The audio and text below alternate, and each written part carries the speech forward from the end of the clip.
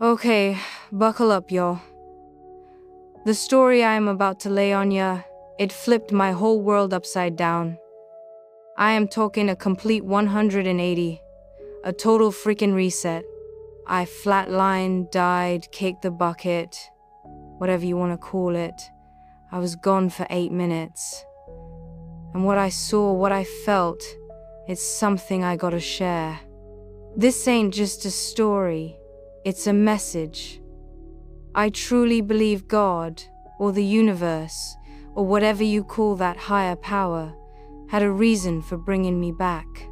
So listen close, 'cause this could change the way you see everything. Now, before I spill the beans on this mind-blowing experience, I want to know where you are watching from. Seriously, drop a comment right now telling me your city and country. I am gonna read every single one. I am curious to see how far this message reaches. Hit pause if you need to, type it out, then come right back. Ready? Let's do this. My name's Jessica, and I am 57 years young. I live in a sleepy little town in Iowa, the kind where everyone knows your name and the Friday night football game is the biggest event of the week. For the past 30 years, I've been a high school English teacher at Northwood High. Sounds kinda vanilla, right? Maybe. But I poured my heart and soul into those kids. I wasn't just teaching them Shakespeare and grammar. I was trying to help them figure out who they wanted to be, to see the potential they had inside. I wouldn't say I am particularly religious, but I am a good person. I try to be, anyway.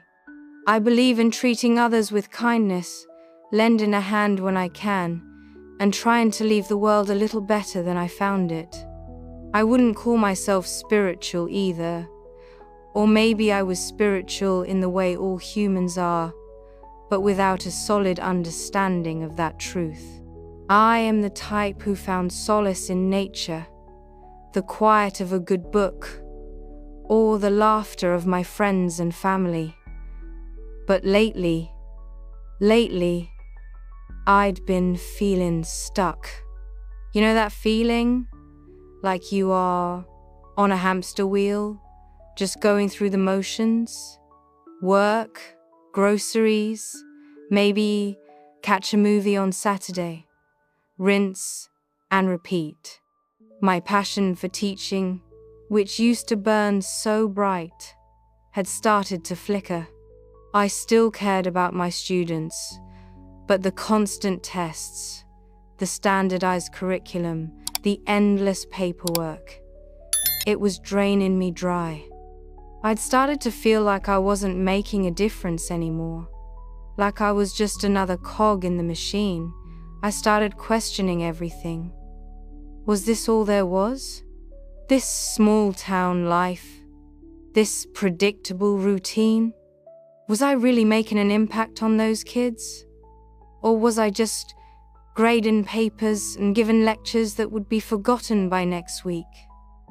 I longed for something more, something bigger, a sense of purpose that felt real.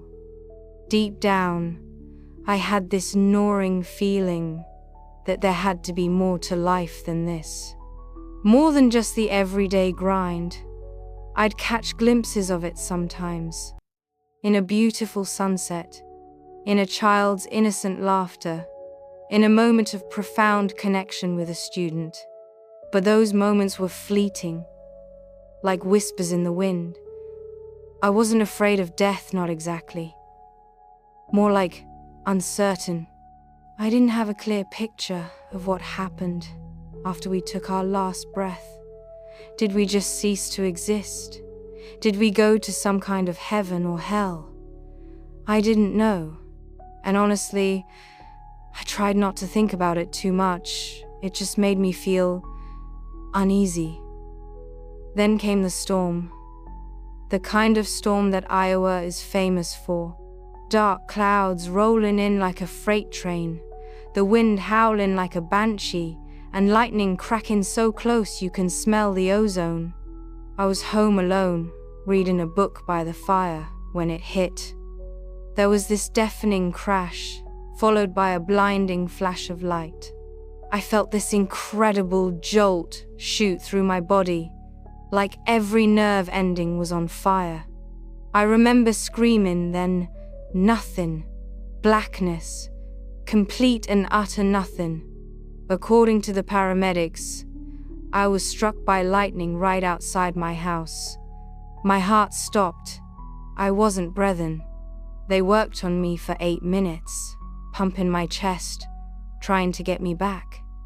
8 minutes. That's a lifetime when you are dead. And then, I wasn't in my body anymore. It's hard to describe. It felt like I was floating, weightless, detached. I was looking down at myself, at the paramedics frantically working to save me. I could see the fear in their eyes, the desperation in their movements. It was strange. I didn't feel any fear myself. Just curiosity, like I was watching a movie, but the main character was me. I could hear them talking, shouting orders, calling out my vital signs, or lack thereof. I remember hearing one of them say, "She's gone, we lost her." And then, silence. Then I started moving. I was being pulled upwards, through the roof of my house, through the clouds, faster and faster. I wasn't scared. In fact, I felt peaceful, like I was finally going home. I emerged into this vast, open space, filled with this incredible light. Not like sunlight, not like any light I'd ever seen before. It was warm, radiant, and filled with love. It's really hard to explain. Imagine the most comforting, reassuring feeling you can possibly imagine and multiply it by 1,000,000. That's what this light felt like. And then I saw them, beings of light, radiating with the same love and peace that filled the space. They weren't human, not exactly. They were more like pure energy, shaped into forms that my mind could comprehend. They didn't talk in words, but I understood their thoughts perfectly. It was like telepathy, but on a much deeper level. They welcomed me, not with words, but with feelings of love and acceptance. They knew everything about me, my hopes, my fears, my regrets, and they didn't judge me. They just understood. They showed me my life, not as a linear progression of events, but as a tapestry of interconnected moments. They showed me how every action, every word, every thought had rippled outwards, affecting the lives of others in ways I could never have imagined. It was like watching a movie of my life, but from a completely different perspective. And then they showed me my students. Not just the students I had right now, but all the students I had taught over the years. And they showed me their futures, the paths they would take, the choices they would make, the impact they would have on the world. I saw Sarah, the shy girl who struggled with math, grow up to become a brilliant engineer, building bridges and connecting people. I saw Michael, the class clown who always got into trouble, become a compassionate doctor, healing the sick and comforting the dying. I saw Emily, the troubled teen who felt lost and alone, become a gifted writer, inspiring others with her words. And I realized I had played a part in all of their stories. My words of encouragement, my extra help after class, my belief in their potential, it had all made a difference. Even the small things, the things I didn't even remember, had had an impact. That's when I understood the message. The message that I had to bring back with me. It wasn't something they told me in words, but something I felt, something that resonated deep within my soul. The message was this: every single person has the power to shape the future of others. Even in seemingly small actions, we can make a profound difference. We are all connected, and our choices ripple outwards, affecting the lives of those around us in ways we can never fully know. It wasn't about being famous or rich or powerful. It was about being kind, being compassionate, being present in the lives of others. It was about seeing the potential in everyone and helping them to reach it. It was about loving unconditionally and forgiving freely. It was about understanding that this life, this earthly existence, is just a small part of a much larger story. A story that is filled with love, light, and endless possibilities. They showed me that the spiritual realm is not some distant place, separate from our everyday lives. It's right here, right now, woven into the fabric of our existence. We just have to open our eyes to see it. We have to learn to listen to the whispers of our intuition, to trust the guidance of our hearts, to connect with the divine spark that resides within each and every one of us. They showed me how the kingdom of God, or heaven, isn't a physical place up in the clouds.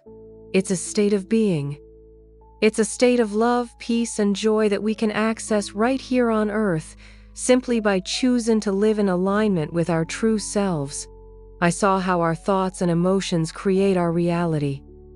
If we focus on negativity, fear, and lack, we will attract more of the same into our lives. But if we focus on positivity, gratitude, and abundance, we will create a life filled with love, joy, and fulfillment. It wasn't about waiting for some future reward in heaven. It was about living heaven on earth, right here, right now. And then I knew I had to go back. Not because I wanted to, but because I had a mission. I had a message to share. I had to tell people about what I had seen, what I had felt, what I had learned. And suddenly, I was back. Back in my body, back in my house, back in the storm. I gasped for air, my chest burning, my head spinning. The paramedics were still there, looking at me in disbelief. One of them said, "She's back. I don't believe it. She's actually back." It took me a while to recover, both physically and emotionally. The lightning strike had left me with some lingering effects, but they were not all negative. In fact, I felt renewed. I felt as though I had been given a second chance, a new lease on life. I went back to teaching, but I wasn't the same teacher anymore. I taught with a renewed passion, a deeper understanding of the power of my words and actions. I focused on connecting with my students on a personal level, listening to their stories, encouraging their dreams, and instill values to live by. For example, treat others as you want to be treated. I became more patient, more compassionate, more present in the moment. I was able to see the potential in every single one of my students. They were not just pupils, but they were souls. Souls in development, in need of guidance and attention. I started to see the world differently, too. I noticed the beauty in the everyday moments, the kindness of strangers, the interconnectedness of all things. My friends noticed the change, too. They told me I was more radiant, more joyful, more alive. I wasn't the Jessica that was stuck in the hamster wheel. I was Jessica reborn. I finally understood the purpose that I had been searching for all along. It wasn't about doing something big or grand. It was about being present, being kind, being a light in the world. It was about loving and making a difference. And I know for a fact that every single human being, no matter their age, status, background, can do the same. It just takes a little bit of awareness, a little bit of compassion, and a whole lot of love. You can start today. Make a difference in the life of somebody else. I know it's hard to believe something like this, but it's my truth. This experience wasn't just a near-death experience, it was a near-life experience. It taught me what it truly means to live. It was the greatest gift I've ever received, and it's a gift I want to share with you. So I ask you, what are you going to do with your life? How are you going to use your power to shape the future of others? What message are you going to bring to the world? Think about it. Reflect on it. And then go out there and make a difference. The world needs you. We all need you.